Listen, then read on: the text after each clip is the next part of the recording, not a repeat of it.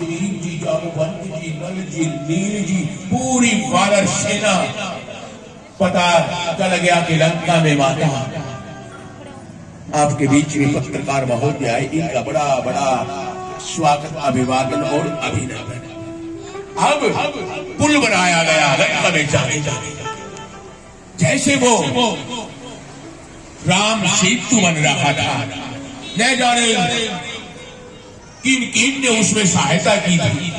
बनाने वाले तो इंजीनियर जो थे ना, नल और नील थे, क्योंकि श्राप दिया था ब्राह्मणों ने। पत्थर के ऊपर भी श्री राम लिखे तो पत्थर तैरने लगे। पुल बन रहा, एक गिलहरी भी पुल को बनाने में सहयोग कर रही। मिट्टी लावे सोच में, पुल में छोड़, मिट्टी लावे पुल पे छोड़े, मिट्टी लावे पुल पे छोड़े। भगवान श्री राम देखने लगे और कहने लगे, बेटी गिलहरी, तेरे से पुल बनने वाला थोड़ा, तू तो आराम कर दे। अब वो गिलहरी कहने लगी, ये तो मुझे पता है प्रभु श्री राम, मेरे से पुल बनने वाला नहीं है, मगर जब ये पुल बन करके तैयार होगा और भविष्य में कभी मेरा इस पुल से गुजरना होगा तो मुझे फक्र होगा कि इसको पुल को बनाने में मेरा सहयोग है।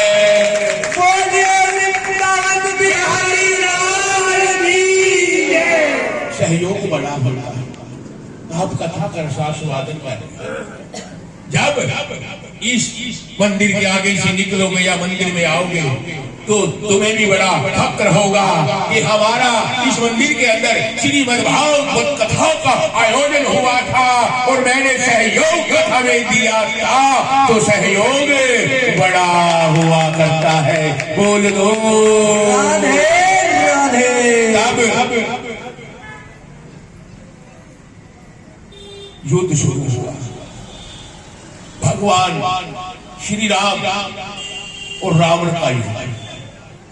रावण मरने वाला नहीं था, श्री राम किसी भी दृष्टि से मरने वाला नहीं था, किसी भी दृष्टि से छोटा नहीं था, क्योंकि रावण को वरदान दिया था ब्रह्मा ने, 72 चौकड़ी राज कर देगा और एक चौकड़ी में 400 वर्ष होते हैं। कितने वर्ष हो गए? 3000 लगभग हो गए। मगर जो रघु थे, रघुकुल रीत सदा चली आई, जय प्रवचन न जाए। जब राम अयोध्यापति बने, अयोध्या के राजा बने, तब कहने लगे कुछ लोग कि रघुकुल का नाम रामकुल रख दो, रामकुल रख दे। एक बूढ़ा ब्राह्मण था, उस बूढ़े ब्राह्मण का चेहरा उतर गया। इतना सुनते सभी कहने लगे, ब्राह्मण देवता तुम्हें क्या हुआ? अरे तुम्हें पता है रघु क्या है, राम क्या है? रघु, रावण जी महाराज रघु के पास में आए, कहने लगे, हे महाराज रघु, मेरे साथ युद्ध करो। कहने लगे, ब्राह्मण देवता चले जाओ, मैं तुमसे युद्ध करूंगा। और क्या किया? यूं कर दिया। कहने लगे, ये क्या किया आपने? तो कहने लगे, रावण एक संत महात्मा तपस्या, उनकी गाय है, उस गाय को शेर खाने वाला है, मैंने उस शेर का वध कर दिया। गए देखने लगे संत महात्मा तो समाधि में और शेर मरा था। कहने लगे, ये तो मैंने और कठोर तपस्या करनी पड़ेगी रघु के युद्ध करने के लिए। फिर इतनी कठोर तपस्या की, फिर आए, रघु युद्ध करो। फिर क्या किया? यूं यूं करके यूं कर दिया। ये क्या किया? ये तेरा नक्शा बना दिया। लंका में ये तेरा महल है, यहाँ तेरी रसोई है, यहाँ पे तेरा बेडरूम है, यहाँ पे तेरा रेस्ट रूम है, सारा का सारा। और यूं जो किया, यूं किया ना, आधी लंका नष्ट हो गए। यूं का यूं सारा का सारा नक्शा पास और आधी लंका नष्ट। कहने लगे, और कठोर तपस्या करनी पड़ेगी इसे युद्ध लड़ने के लिए। इतनी कठोर तपस्या की, फिर आए, कहने रघु आओ युद्ध करना पड़ेगा। अब कहने लगे, ब्राह्मण देवता तैयार हो जा, फिर रघु ने बाण लगा दिया अपने कमान पे। रघु बाण, सामने रावण को मौत नजर आ गई उस बाण के। ये तो मेरी मौत। भाग खड़े हुए ब्रह्मा के पास में गए, तूने तो 72 चौकड़ी कहा, राज करने का वरदान दिया, मेरी तो मौत है उस बाण के अंदर। तब ब्रह्मा जी रघु के पास में और कहने लगे, अरे तुम कैसे मारोगे इसको, तो मैंने वरदान दिया बाद में चौकड़ी राज करने का। और ब्रह्मा जी उस रघु बाण को अपने पास ले आए। फिर रघु बाण को पास ले, रावण को पता चल गया कि मेरी मौत ब्रह्मा के पास में आ गई। छल कपट किया और ब्रह्मा से रघु बाण को लेकर के चले गए महल में, खंभ के अंदर चिरवा दिया उसको। कहते हैं ना मौत को भी कैद में कर दिया था रावण। तब युद्ध शुरू जब हुआ, एक शीश काटते तुरंत जुड़ जाए, मरने वाले नहीं थे। तब कहते हैं ना घर का बेटी लंका रावे, विभीषण ने बताया था ऐसे मरने वाले नहीं है, रघु बाण बोल तो कैद कर रखी है, कौन लाए। तब भगवान श्री राम ने हनुमान जी संकट मोचन वो गए थे और कहने लगे मंदोदरी से कि देवी तेरे पिता के, तेरे पति के लिए मैं संकल्प कर दूंगा, मैं इसको सिद्ध कर दूंगा और ये मेरे को निकाल के दो। उस स्तंभ को तोड़ करके रघु बाण लेकर के आए थे।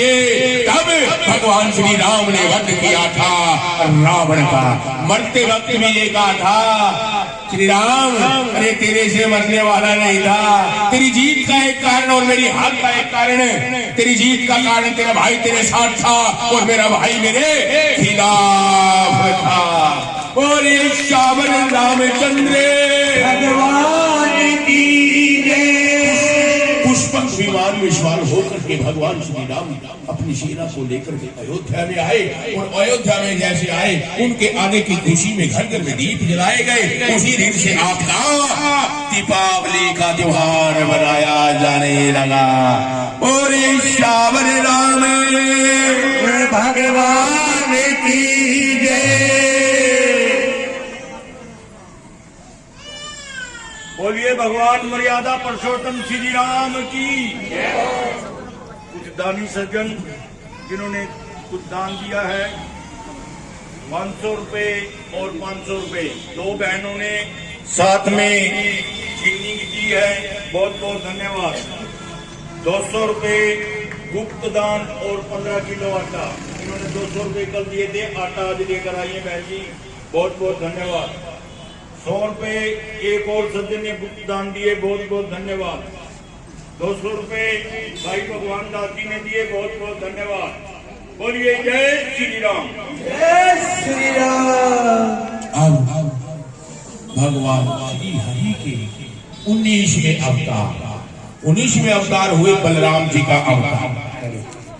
क्योंकि देवी की 6 पुत्रों का वध कर दिया कंस ने। 7वां गर्भ आया, भगवान श्री हरि ने योग माया से रोहिणी के गर्भ में परिवर्तित किया और उन्हीं के गर्भ से जन्म हुआ बलराम जी का, जो भगवान श्री हरि के 19वें अवतार हुए। और अब 20वें अवतार की कथा। 20वें अवतार कौन हुए? भादवे की अष्टमी का दिन था। रात्रि के 9:10-11 जब बजे हवाएं चलने लगी, बिजलियां कड़कने लगी, बूंदाबांदी बरसात शुरू हो गई। उसी ठीक रात्रि के 12 बजे देव की माता ने भगवान कृष्ण को जन्म दिया। हरे कृष्ण भगवान